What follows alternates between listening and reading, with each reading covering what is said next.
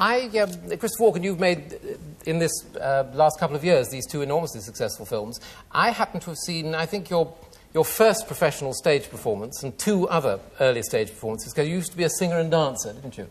I did. That's a long time ago. You must be old. I'm extraordinarily old. I shall be 50 next year, and you're, what, all of 27, or is it 35? I'm 37. First of all, that's an incredible piece of work. Dorian Gray Tomorrow, I think you play. I think that the first one I saw you in was Best Foot Forward with Liza Minnelli. That's right. Ever worked with her again since then? No. That was her debut. And yours together? That's right. Were you protective towards her? No, she was fantastic. She became very famous right away. And are you glad it took a little longer for you? Well, I'm not sure I am famous yet. But well, we're working on it. We're working on it. BBC Two has your interest at heart.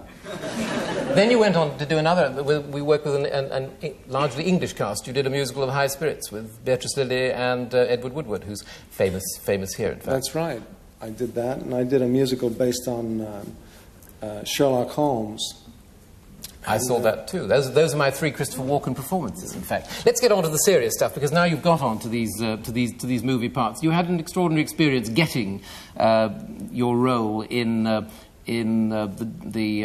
Deer Hunter, didn't you? In fact, you were asked what you would like to play, if I remember correctly. That's right. It was an unusual thing to have happen to you, because I had no credentials, you know, to qualify me for that part.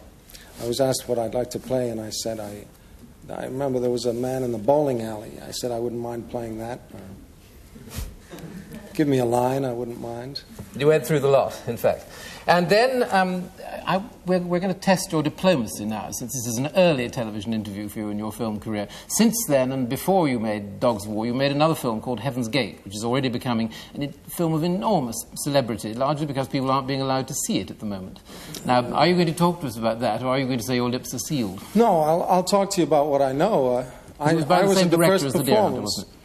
And, you know, when you're in a movie, your tendency is to look at it and see yourself. The first time you see it, I don't know about other people, but my tendency is to look at myself and think about what I like and what I don't like, and, you know, you lose sight of the whole film.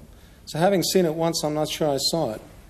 I understand they've taken it away and they're shortening it or something. That's a wonderfully diplomatic answer, because it combines A, to give no opinion, and B, I've been doing this all week, to give us an insight. Oh, they've all been. Well, let's pass on if you've been doing it on all the other stations. You're now a seasoned movie actor. You were working with an English director who wasn't a seasoned movie director. He directed with great distinction things like Tinker Tailor Soldier Spy on British television, but it was his first big movie. Did you find yourself having to be very protective of him? No, he was completely in command, and actually I used him a lot in playing the character in the film. Half the time I just pretended I was John Irvin. Did he recognize the impersonation? Well, he's a natural leader. You've worked now in a quite short career for some very distinguished directors. I promise you none of them are listening tonight. Michael Cimino, John Irwin, James Ivory, Woody Allen, Hal Prince, and Noel Coward. I think Noel had a hand in the High Spirits, didn't he? Whom do you remember most vividly? I won't ask you to make a judgment of Paris on them, but which of them do you remember most vividly? Oh, I remember Noel Coward very clearly. I was in the chorus of a musical that he was directing, and there was no reason why he should have paid any attention to any of us, but he did. And he greeted each member of the chorus on the first day of rehearsal. And I was in my dancing clothes, and I had on a pair of jeans and a red T-shirt, and he came up to me and he said, "That's an interesting shirt." And I said, I was very nervous. I said, "Well, yes, it's red." And he said, "Well, it's been an exciting day for us all." That goes very nicely into the Noel Coward quote book.